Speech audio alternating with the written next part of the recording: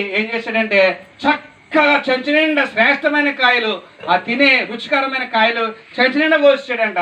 రెండో వాడు చూస్తాడేంటి, అన్ని చూస్తాడు, కింద నుంచి పైకి చూస్తాడేంటి అని చెప్పి కిందేమో రాళ్ళు ఎట్టి పైనేమో కాయలు ఎట్టాడు. ఆడో సంచి తెచ్చుకున్నాడు. మూడో వాడు ఆయనకి అంత ఖాళీ ఉంటుంది ఇటు రాజుగారికి, ఆ చూడడం తెచ్చాడంటే ఓకే అక్కడ ఇట్ట అంటాడని ఆడన్ని సంచి నిండా రాళ్ళే తెచ్చాడంట. సంచి నిండా సగం రాళ్ళు సగం చెత్త అమ్మ రోడ్డు మీద పాడేసే కాగితాలు నేరే సంచి నింపేసాడు. తెచ్చాడు అంటండి. తెచ్చి ఏం చేశాడంటే అక్కడ అయ్యగారు వందానండి, నమస్కారం సార్ అంటే, అయ్యారా సంచులు తెచ్చారా? తెచ్చామండి. అయితే ఆ సంచులు ఇచ్చుకొని అక్కడ సైనికులతో ముగ్గురు జైలు వేసామన్నాడంట. ఏమన్నాడు? ఈ ముగ్గురిని జైలు వేసామన్నాడండి. జైలు వేసి అన్నాడని తెచ్చుకొని ఈ 4 రోజులు జైలు వేసండి, ఈ 4 రోజులు మీరు తెచ్చుకున్న కాయలు మీరే తినని అన్నాడంటే. మీటేనండి 14 గారు కూడా అందరేనండి. ఇప్పుడు మీరు తెచ్చుకున్న కాయలు మీరే తినండి అన్నాడు.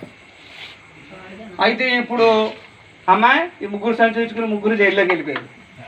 ఇప్పుడు చక్కగా ఫుల్గా మంచి కాయలు తెచ్చుకున్నవాడు నెలంతా గెస్ట్ హౌస్ లో ఉన్నట్టు, అమ్మ సీఎం గెస్ట్ హౌస్ లో ఉన్నట్టు చక్కగా ఏం పని లేదు, ఇంకా తింటున్నాడు పడుకుంటున్నాడు హాయిగా.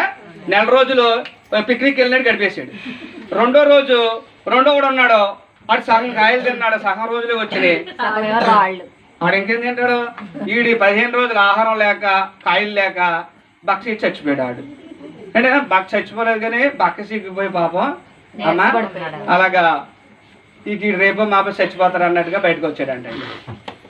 మూడో వాడు వాడికి అసలు సగం కాయలు కూడా లేవు.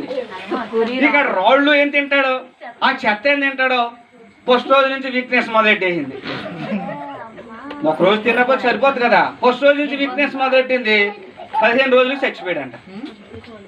ఇప్పుడు ఈ ముగ్గురు, ఒకడు ఆరోగ్యముగా ఆనందంగా ఉండడానికి, రెండో వాడు సగం ఆరోగ్యంగా ఉండి మిగతా చిక్కుపోయి బక్క చిక్కుపోవడానికి, మూడో వాడు అందులో చచ్చిపోవడానికి కారకులు ఎవరు? వాళ్ళే కారకులు. ఏది చేస్తావో అదే నీ మీదకి వస్తుంది, ఏం చేసుకుంటావో అదే నీ మీదకి వస్తుంది. అతడు ఏం చేసుకున్నాడో చక్కగా శ్రేష్టమైన కాయలు. అమ్మ పిల్లలారా పెద్దలారా, నువ్వు ఏం చేస్తావో అది నీ మీదకి వస్తుంది. వాడు ఏం చక్క 4 రోజులు చక్కని కాయలు తెచ్చుకున్నాడో మంచి చేసుకున్నాడు, తనకు మంచి జరిగింది. రెండో వాడు చచ్చిపోయాడు. ఇప్పుడు మూడో వాడు చనిపోయాడు. నువ్వు ఏది ఇత్తుతావో అదే వస్తావు. నువ్వు మంచి ఇత్తుకున్నావు అనుకో, నీకు మంచి జరుగుతుంది భవిష్యత్తులో. అమ్మా చదువుకున్న పిల్లలు మీరు ఉన్నారు, మీరేం